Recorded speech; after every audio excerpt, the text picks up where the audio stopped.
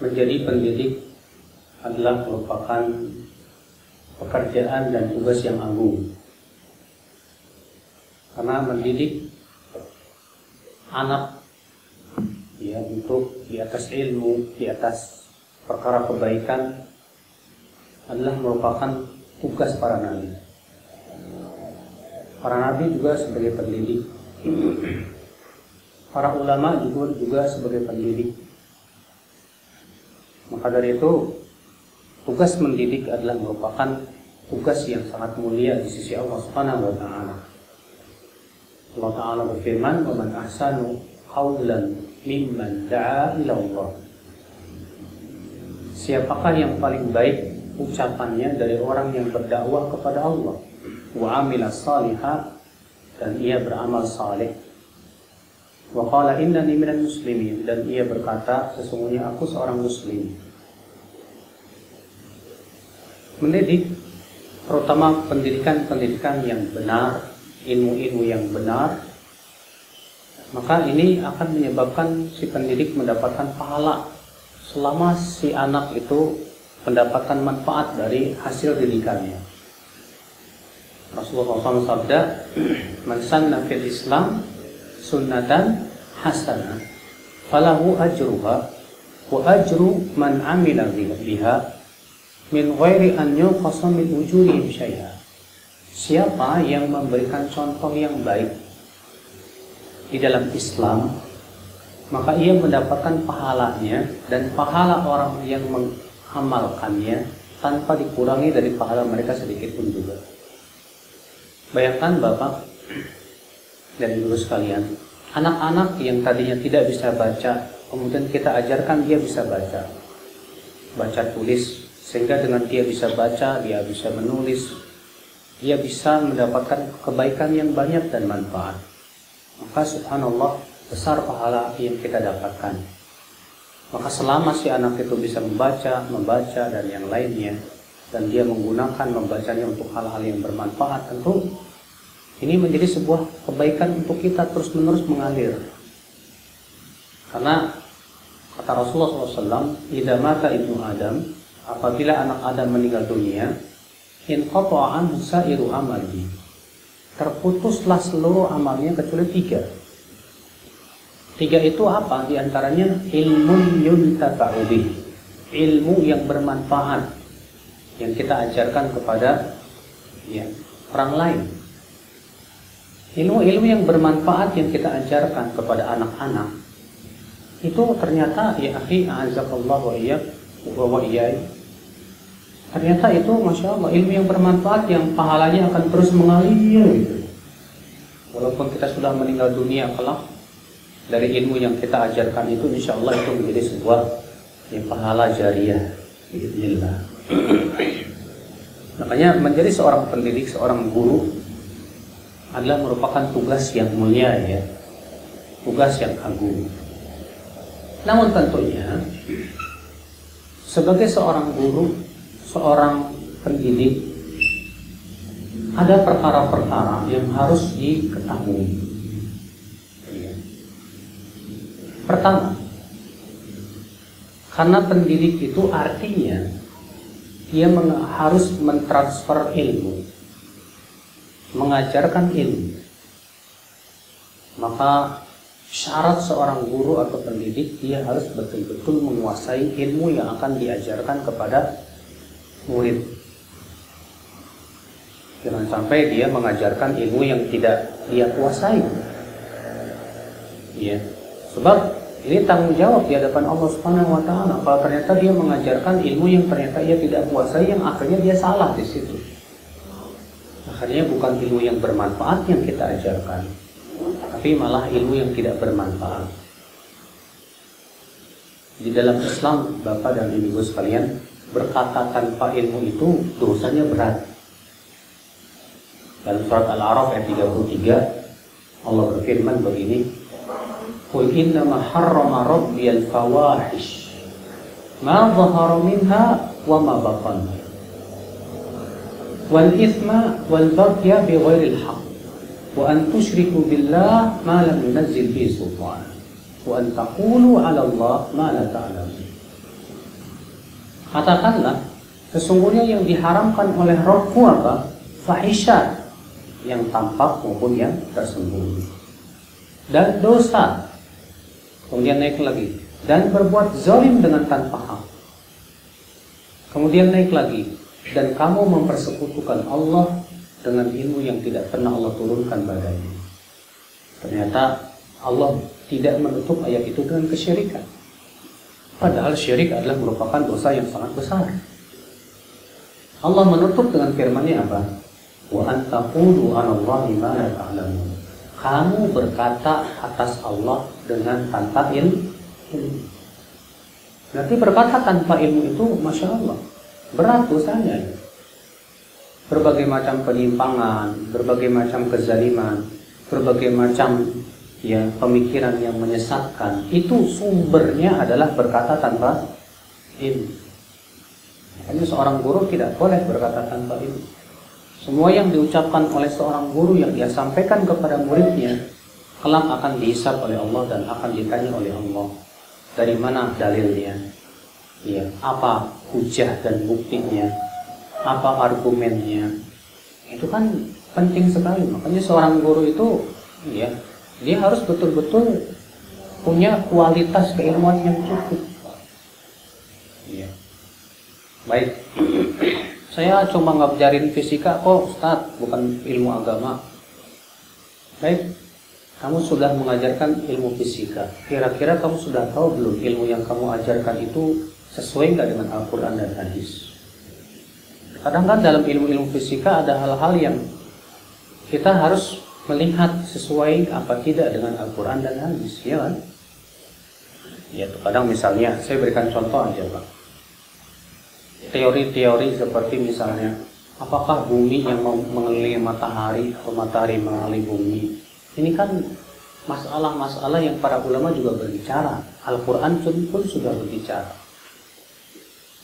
Teori Darwin dan yang lainnya, teori-teori seperti Big Bang dan yang lainnya, bagaimana penciptaan alam semesta dan yang lainnya. Terkadang dalam buku-buku fisika dan yang lain dimasukkan itu, dan kita tidak paham karena ketidaktahuan ilmu kita bahwa misalnya alam ini terjadi dengan sendirinya.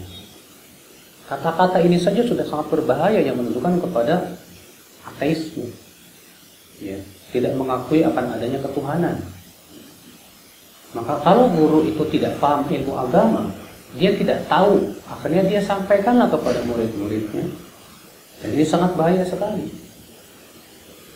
Ilmu biologi contoh, ilmu biologi yang antum ajarkan kepada murid-murid tetap harus diukur dengan ilmu agama. Ilmu seperti ini bertabrakan tidak dengan Al-Quran dan Hadis Nabi SAW. Sehingga walaupun itu ilmu dunia, memang ilmu dunia pada asalnya boleh-boleh saja, selama tidak bertabrakan dengan Al-Quran dan Hadis Nabi SAW. Masalahnya dalam ilmu-ilmu itu terkadang Pak, apalagi di negeri kita ini seringkali disisipkan keyakinan atau akidah-akidah yang ternyata tidak sesuai dengan Al-Quran dan Hadis Nabi SAW.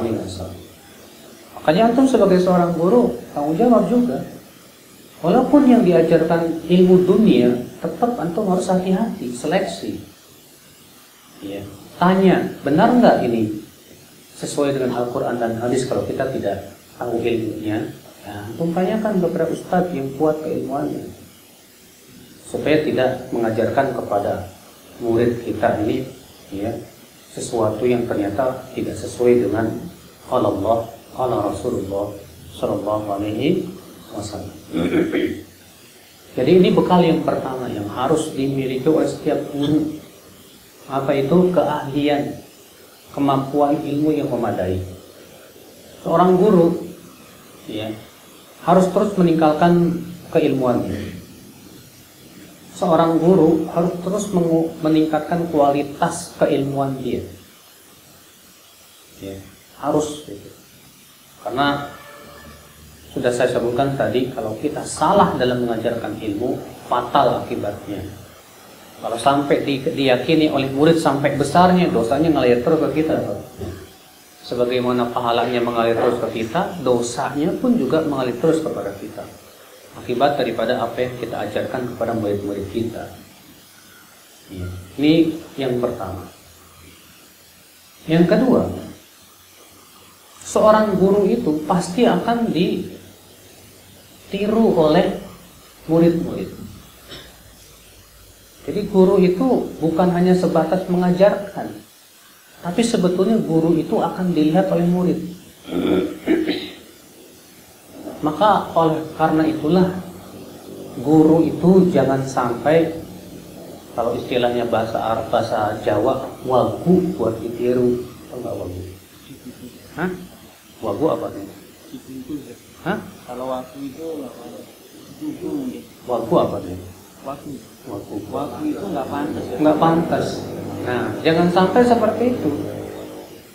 Jangan sampai guru itu singkatan wagu buat ditiru, nggak pantas ditiru.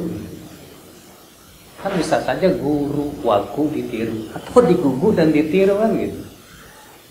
Iya. Nah, sekarang kalau kita melihat guru itu banyak yang bukan digugu dan ditiru sekarang itu, tapi banyak wagu buat ditiru karena tidak bisa menjadi contoh untuk anak didik. Iya, makanya seorang guru itu betul-betul memang guru digugu dan ditiru. Murid itu melihat antum sebagai guru itu bukan hanya sebatas melihat Anda sebagai guru, tapi juga sebagai seorang pendidik. Iya. Seorang pendidik itu, Pak, beda dengan guru. Dalam artian, kalau guru itu sebatas ngajar, tapi kalau mendidik bukan cuma ngajarin ilmu, tapi juga mendidik si anak dari sisi tingkah lakunya, dari sisi segala-galanya. Iya. Makanya seorang guru berusaha bagaimana bisa memberikan contoh yang baik kepada murid-murid, Pak. Maka guru contohkan perkara yang baik. Ya, kalau misalnya ada guru kok makannya sambil berdiri, gimana tuh?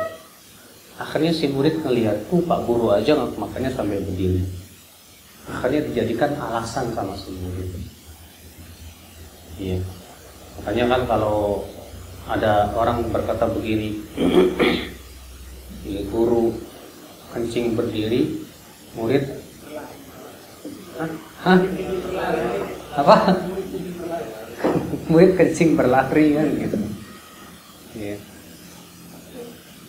Nah ini makanya ya akhi azakumullah, yang ditiru oleh murid kita dari kita. Kita terkadang menganggap remeh, tapi karena dia menganggap kita ini sebagai figur, akibatnya apa, Pak? Kata Ibnu Qudamah, dosa kecil yang dilakukan oleh seorang pendidik itu bisa jadi nilainya besar di sisi Allah. Kenapa? Karena dia akan ditiru oleh orang lain. Ya.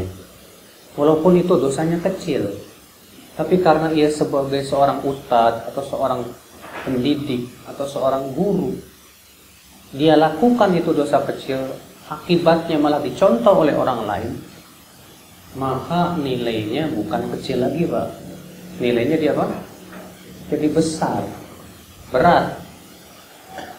Makanya akal Islam azakumullah wa iyyakum, sekali lagi seorang guru harus bisa memberikan suri tauladan kepada anak-anak.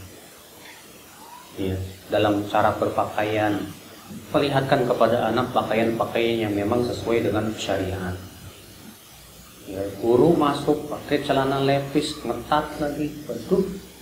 Si anak jadinya nganggap wah itu lumrah-lumrah aja. Kayak benar seperti ini. Ya. Atau guru kerokan jenggot, Pak Guru aja jenggotnya dicukur. Padahal Rasulullah SAW berjenggot. Sementara kan Nabi memerintahkan laki-laki untuk apa? Berjenggot. Nabi bersabda, "Juzzus syawarib wa aqul liha khaliful majus." Atau guru wanitanya pakai lipstik, pakai bedak, kayak ondel-ondel gitu. Ya.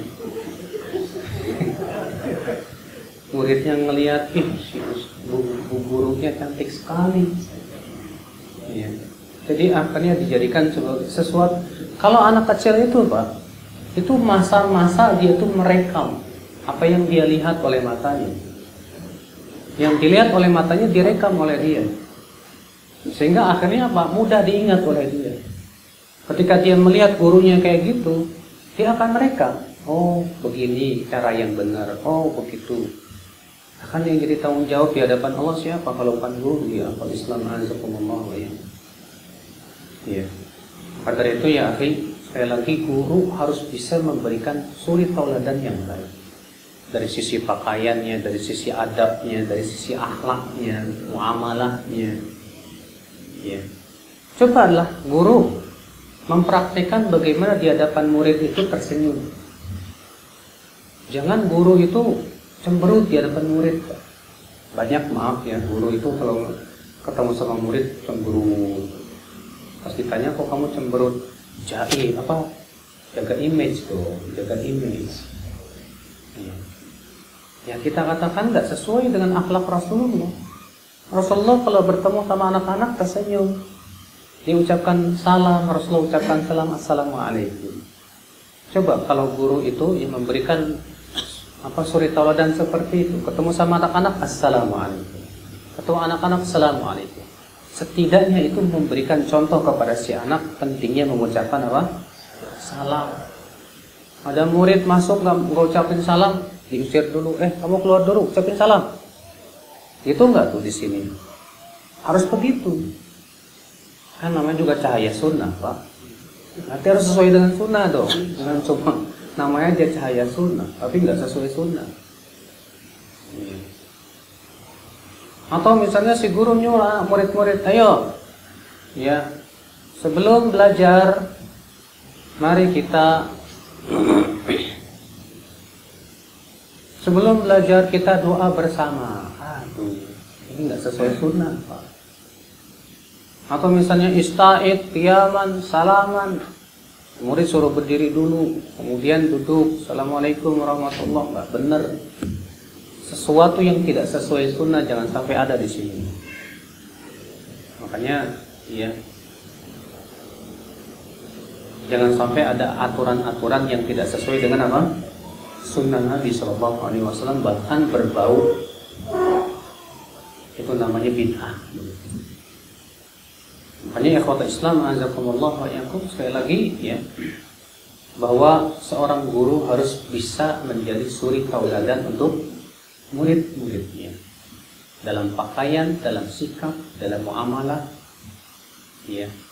Jangan antum melihat karsi ini anak kecil ini. Antum jangan mengatakan begitu. Walaupun dia anak kecil itu lebih mudah meniru, Pak, daripada anak gede.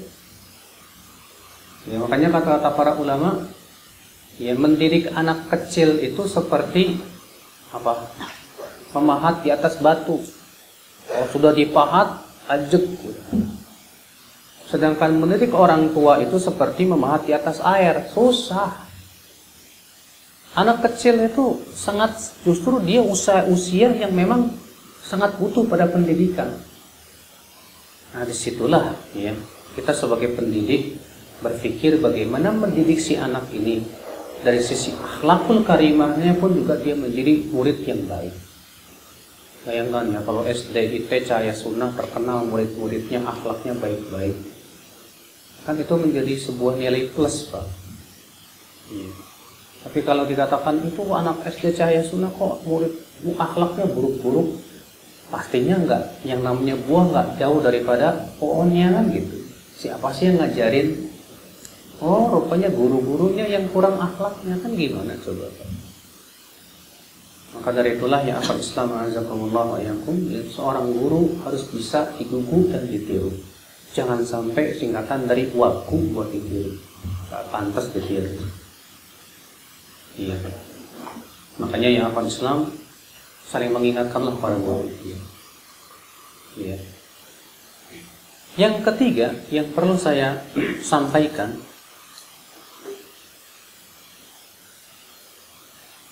akal Islam, Allah mensifati Rasulullah sayang kepada umatnya dalam surat At-Taubah ayat 128.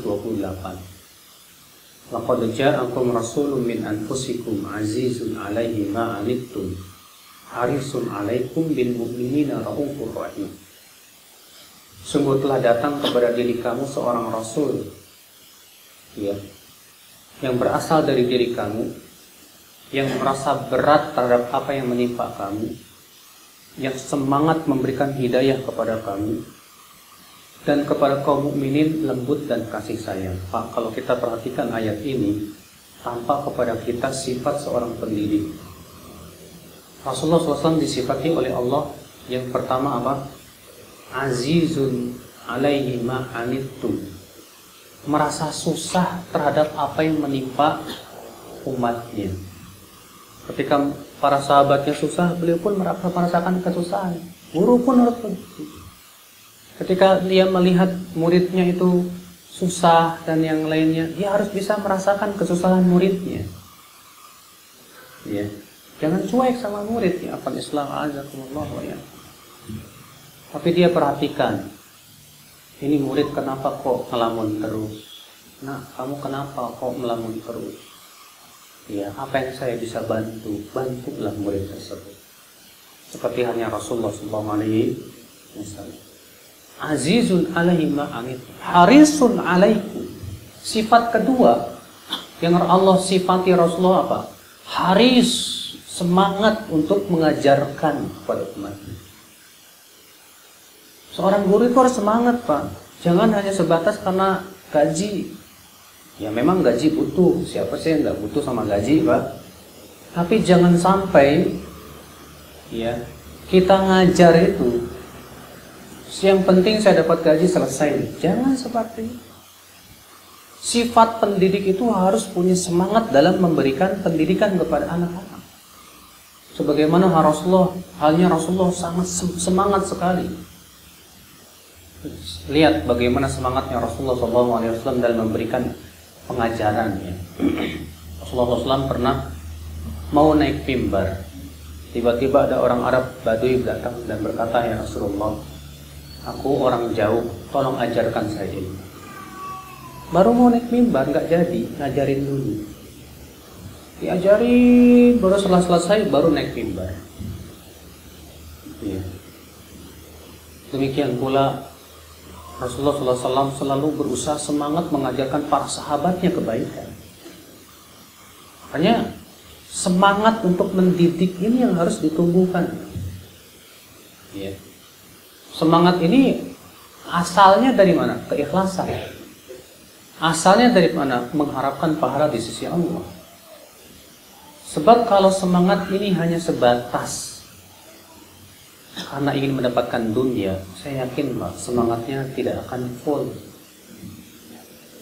Ya, makanya akhwat Islam azakumullah, supaya semangat terus kita dalam memberikan pendidikan, berarti kita harus punya keikhlasan, jiwa ikhlas di dalam mendidik. Ini penting sekali ya bagi seorang pendidik, bagi seorang guru itu. Iya. Maka ya akhi azakumullah, sifat yang ketiga yang Rasulullah disifati dengannya apa tadi? Harisun alaikum, semangat dalam memberikan apa? Pendidikan. Sifat selanjutnya apa? Bil mu'minina raufur rahim, kepada kaum mukminin lembut dan kasih sayang. Ini sangat dibutuhkan oleh setiap pendidik dalam mendidik anak muridnya. Dia harus punya sifat lembut. Yang kedua kasih sayang.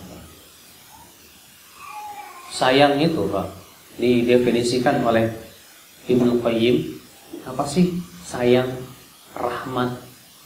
Kata Ibnu Qayyim, hakikat rahmat kasih sayang adalah keinginan yang kuat untuk memberikan manfaat kepada orang yang kita sayangi atau menolak mudarat dari dia. Itu sayang namanya. Ya. Maka sifat guru harus lembut dalam meluruskan anak. Kadang kan guru perlu kasar.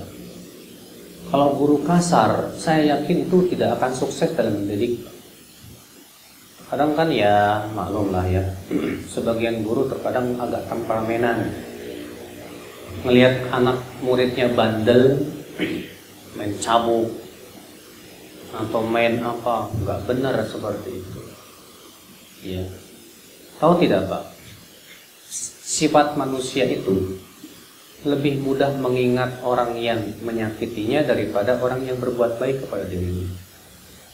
Antum masih ingat nggak guru antum waktu SD yang pernah mukul antum? Masih ingat kan? Sampai detik ini masih ingat kita.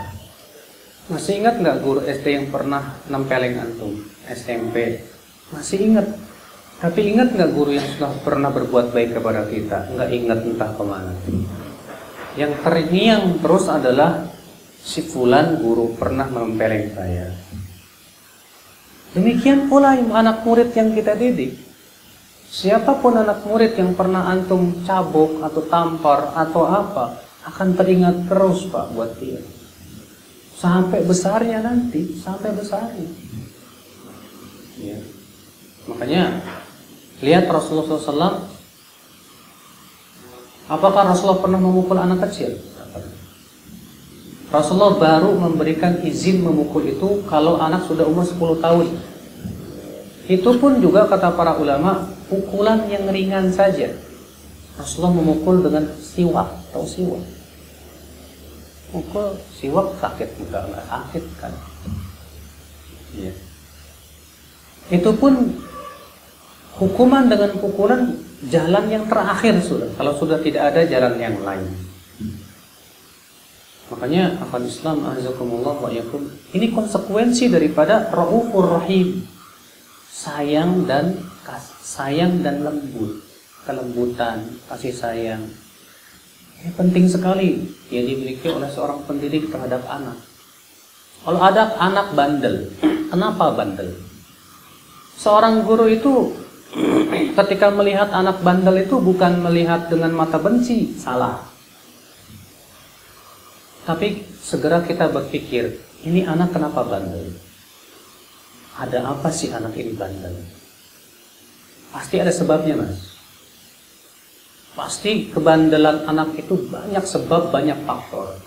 Faktor yang pertama bisa jadi karena dari kawan-kawannya. Atau yang paling besar biasanya terjadi karena pendidikan orang tuanya. Bisa jadi orang tuanya yang kurang perhatian sama si anak. Sehingga akhirnya di kelas pun dia cari perhatian. Anak kecil tuh begitu sifatnya. Kalau ada anak cari bandel tuh biasanya cari perhatian, bener. Kenapa dia lakukan seperti itu? Sebetulnya dia ingin disayangi. Tapi kemudian ekspresi dia itu beda. Ya, bisa jadi dengan memperlihatkan kebandelan. Selama ini di rumahnya dia tidak merasakan kasih sayang orang tuanya.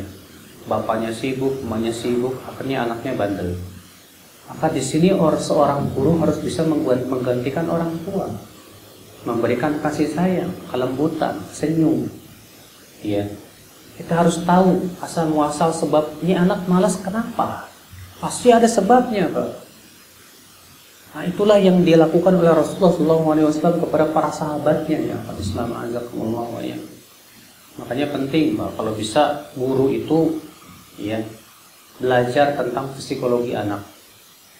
Sekali-kalilah ya ada pembelajaran tentang bagaimana psikologi anak. Anak seumur sekian, sifatnya bagaimana, kendalanya bagaimana, cara mengatasinya bagaimana. Ya, karena kan sudah saya sebutkan tadi guru itu tugasnya bukan cuma ngajar, tapi juga apa? Mendidik kan.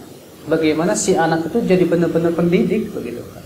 Berarti kan mau tidak mau kita harus tahu psikologi anak ini kenapa, bagaimana gitu kan. Ketika Rasulullah SAW mengirim Mu'ad ke Yaman, kata Rasulullah apa? Innaka ta'ti qauman ahlal kitab. Hai Mu'ad, kamu akan mendatangi suatu kaum dari ahli kitab. Kenapa Rasulullah memberitahu dulu Mu'ad bin Jabal bahwa audien kamu nanti yang kamu hadapi adalah ahli kitab? Artinya Mu'ad harus tahu siapa yang akan dihadapi. Oh, ternyata yang dihadapi ini ahli kitab. Maka guru pun harus tahu siapa yang dihadapi. Ini anak kecil dengan berbagai macam karakternya. Maka kita harus paham betul, Pak. Makanya seorang guru itu sekali lagi jangan sampai mudah temperamenan dan mudah marah. Salah. Marah itu bukan solusi di dalam mendidik anak. Selama-lamanya nggak mungkin bisa mendidik anak dengan kemarahan. Salah besar. Iya. Makanya kalau kita marah sama murid, kita harus berpikir dengan jernih. Apa pendidikan yang paling tepat buat dia? Ya.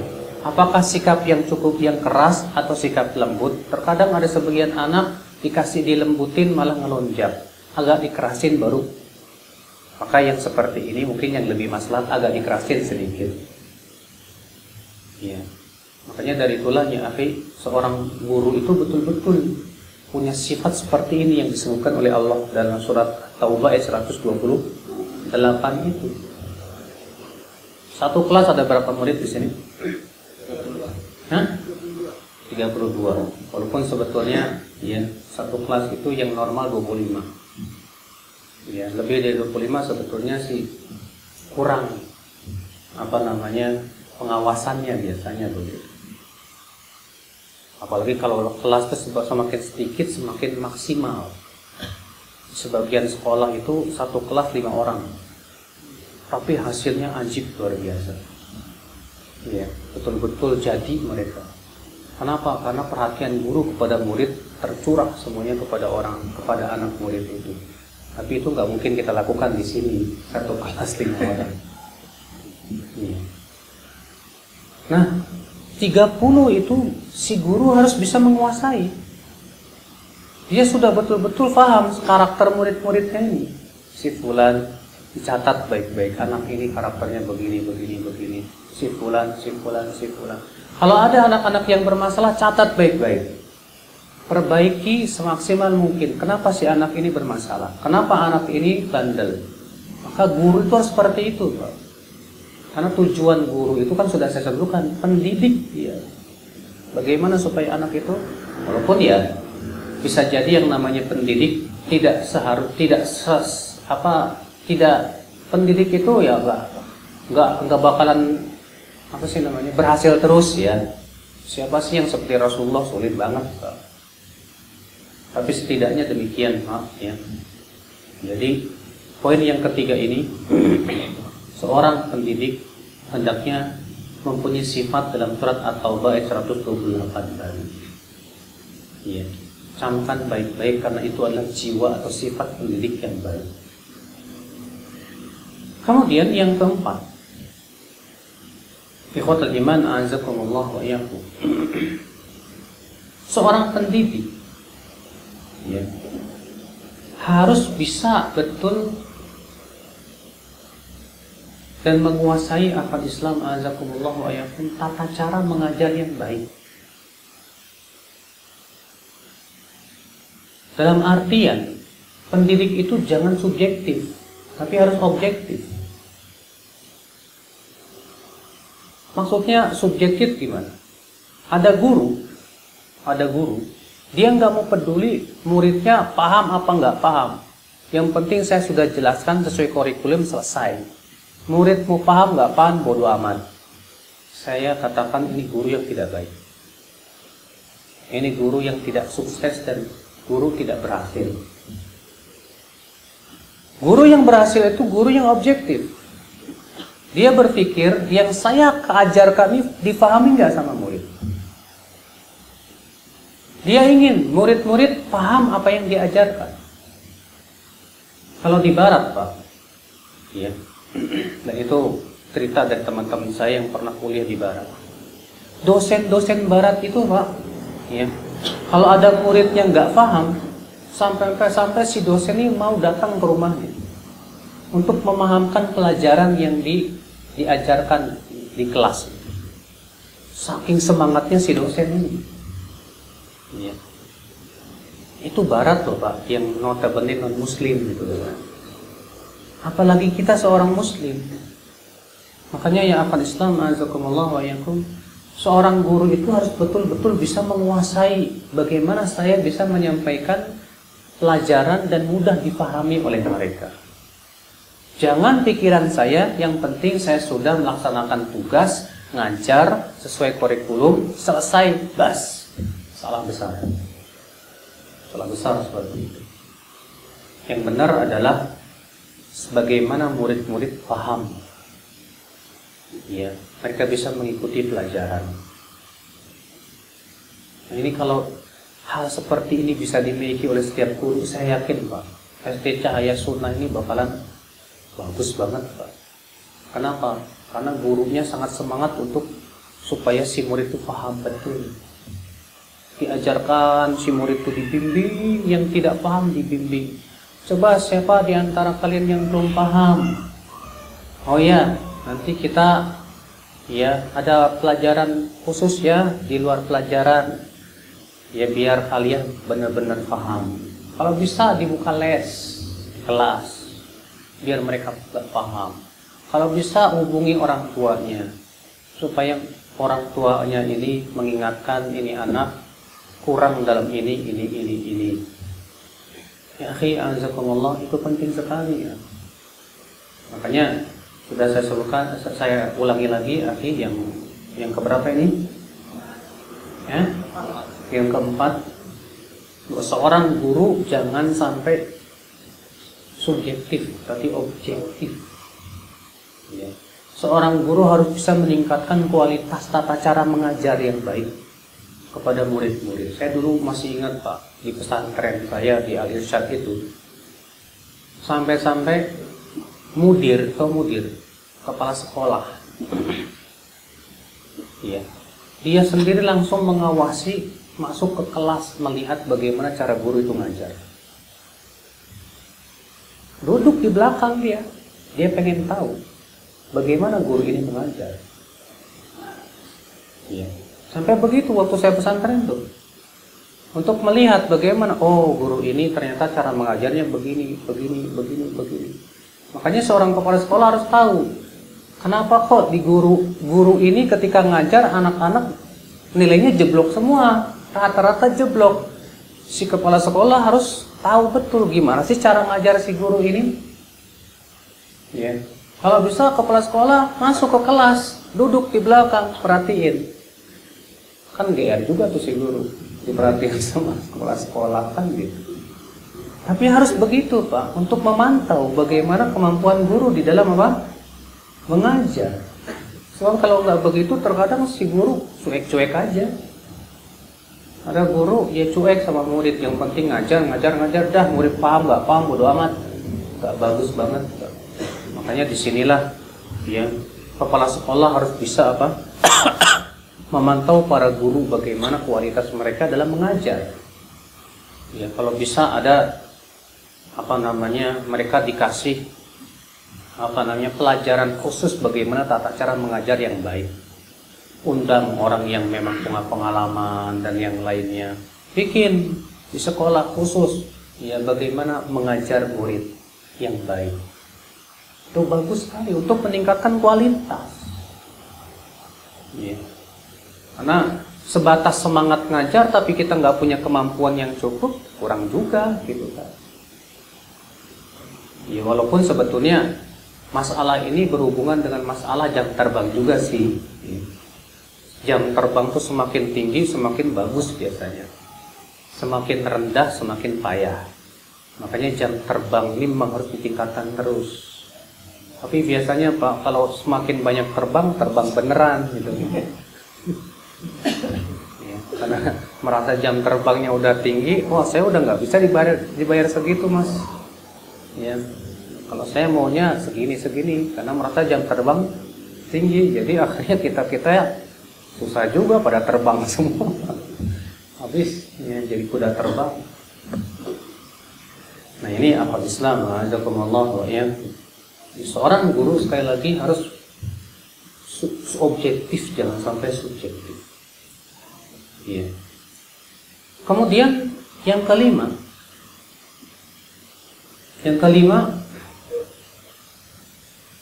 seorang guru harus banyak-banyak muhasabah diri. Muhasabah itu nggak muhasabah, introspeksi. Ya. Bukan hanya guru, bahkan seluruh guru, kepala sekolah dan yang lainnya harus bisa introspeksi. Introspeksi itu penting sekali akal Islam. Guru terutama, setiap guru itu dia harus berintrospeksi. Tadi saya mengajarkannya bagaimana ya? Tadi saya begini. Kemudian dia harus bisa mencari orang yang bisa dia tiru. Maaf ya Pak, saya dulu waktu baru lulus kuliah, dakwah, karena saya jam terbangnya masih rendah, nggak paham. Wah itu cetak, kayak apa sih? Singa masuk kota, cakar sana, cakar sini. Wah, masya Allah. Tapi ya saya berusaha untuk ngikutin ustadz-ustadz yang disenangi orang, kayak Ustadz Zainal Abidin dan yang lainnya. Saya ngeliatin, saya hadir di majelisnya, saya lihat bagaimana sih dia cara ngajar. Oh, cara ngajarnya dia begini. Ya, setiap ustadz-ustadz yang disukai banyak orang selalu saya waktu itu sering saya hadiri. Saya perhatikan kok begini caranya. Oh, harus begini.